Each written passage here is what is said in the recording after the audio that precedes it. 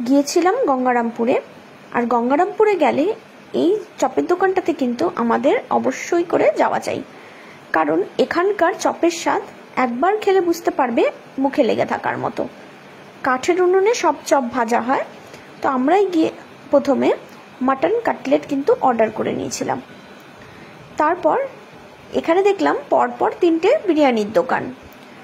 তো ভাবলাম আজকে বিরিয়ানি খেয়ে বাড়িতে চলে যাব, আজ আর কোনো রেস্টুরেন্টে যাব না। আমরা গিয়ে অর্ডার করেছিলাম মাটন বিরিয়ানি। এটা ছিল 1 প্লেট মাটন বিরিয়ানির পরিমাণ। 1 প্লেট মাটন বিরিয়ানিতে 2টো মাটনের পিস ছিল, একটা ডিম ছিল, বড় সাইজের আলু ছিল, আর তার সাথে স্যালাড দিয়েছিল।